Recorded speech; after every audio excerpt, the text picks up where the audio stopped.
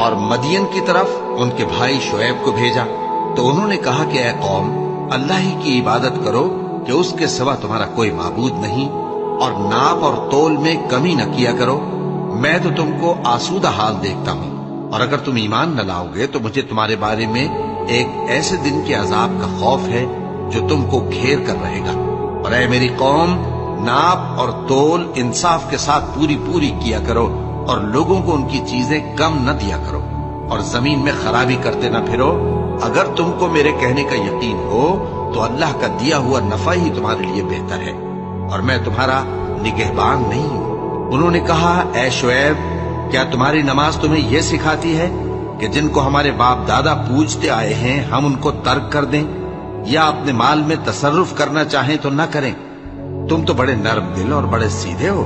انہوں نے کہا کہ اے قوم، دیکھو تو، اگر میں اپنے پروردگار کی طرف سے دلیل روشن پر ہوں اور اس نے اپنے ہاں سے مجھے نیک روزی دی ہو تو کیا میں اپنا فرض ادا نہ کروں؟ اور میں نہیں چاہتا کہ جس بات سے میں تمہیں منع کروں خود اس کو کرنے لگوں۔ میں تو جہاں تک مجھ سے ہو سکے تمہارے معاملات کی اصلاح چاہتا ہوں، اور اس بارے میں مجھے توفیق کا ملنا اللہ ہی کے فضل سے ہے۔ میں اسی پر بھروسہ رکھتا ہوں اور اسی کی طرف رجوع کرتا ہوں۔ اور اے قوم، میری مخالفت تم سے کوئی ایسا کام نہ کرا دے کہ جیسی مصیبت نوح کی قوم یا ہود کی قوم یا صالح کی قوم پر واقع ہوئی تھی ویسی ہی مصیبت تم پر واقع ہو۔ اور لوط کی قوم کا زمانہ تو تم سے کچھ دور نہیں، اور اپنے پروردگار سے بخشش مانگو اور اس کے آگے توبہ کرو، بے شک میرا پروردگار بڑا مہربان ہے، بہت محبت کرنے والا ہے۔ انہوں نے کہا کہ شعیب، تمہاری بہت سی باتیں ہماری سمجھ میں نہیں آتی، اور ہم دیکھتے ہیں کہ تم ہم میں کمزور بھی ہو، اور اگر تمہارے بھائی بند نہ ہوتے تو ہم تم کو سنسار کر دیتے، اور تم ہم پر کسی طرح بھی غالب نہیں ہو۔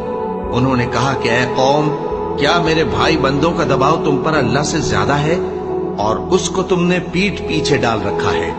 میرا پروردگار تو تمہارے سب اعمال کا احاطہ کیے ہوئے ہے۔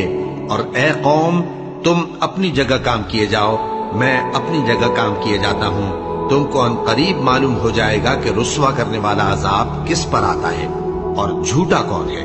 اور تم بھی انتظار کرو، میں بھی تمہارے ساتھ انتظار کرتا ہوں۔ اور جب ہمارا حکم آ پہنچا تو ہم نے شعیب کو اور جو لوگ ان کے ساتھ ایمان لائے تھے ان کو تو اپنی رحمت سے بچا لیا، اور جو ظالم تھے ان کو چنگھاڑ نے آ دبوچا، تو وہ اپنے گھروں میں اوندھے پڑے رہ گئے، گویا ان میں کبھی بسے ہی نہ تھے۔ سن رکھو کہ مدین پر ویسی ہی پھٹکار ہے جیسی سمود پر پھٹکار تھی۔